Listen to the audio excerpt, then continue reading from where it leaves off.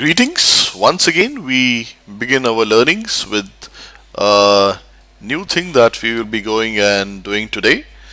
So, a new day, a new beginning, and a new, learning for all of us. So, what we would like to do now is we would like to go and get ourselves familiarized with our recorders, and we will start by going and playing with the screen recorder.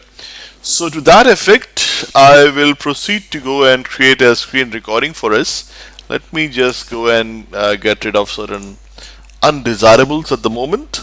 So first and foremost, what we will do is we will click on new and click on screen recorder, which will go and launch my screen recorder, which as we would probably have a fair idea is the way our software works and does the recordings by capturing the X, Y coordinates of the various actions that we perform. So I am going to go and click on the screen recorder, and here we click on the same. After clicking on new, this pop-up comes. I choose screen recorder, and then I can press the Windows and R key combination, which launches this run window.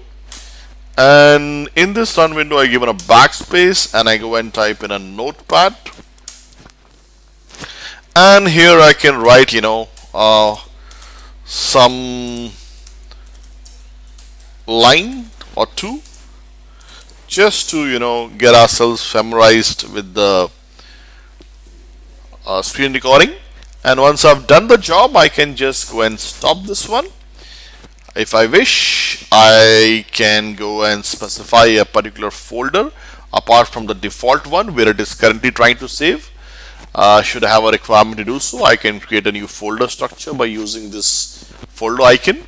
For the time being, I will proceed to use the current folder structure at hand and give it a name as screen recording 1, and I'll go and save it. That gives us our first screen recording. And let me just go and close this notepad window, and I'm not going to save it. And let's go and take it for a quick run. So you can click on the script, click on run, that will go and launch it, or you can do a right click and click on run, and that will also produce the desired results as and go and execute the script. So we can see the runtime window on the right corner of the screen telling me which line I am on, which command is getting executed. So you can see whatever I wrote in is getting written in the run window, and now we have the notepad window on the top of our screens. And further we can see ourselves getting to have that line coming back again via the recording on our notepad, which is what was the purpose of this demonstration.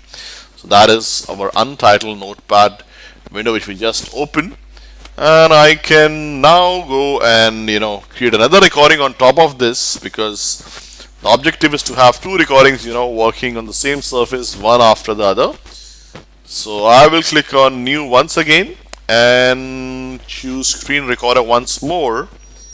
On this open untitled notepad window, I press an enter after the first sentence, and then I am going and writing, this is my second screen recording, and that you can see is our second screen recording in progress. And once that too is done, I can just go and stop this one, give it a name as screen recording number 2, and we will go and save that too. And that gives us our second recording also.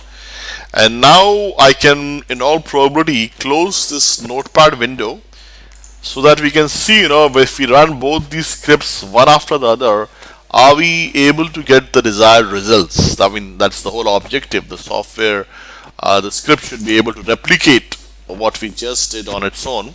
Of course, we have to go and execute it. So I'm running the first script right now. You can see the runtime window. It's going, and in the run window it's going to go and type notepad, and that is precisely what I see happening at the moment. And once that is done, it will launch this notepad window, and there you can see that first line materializing.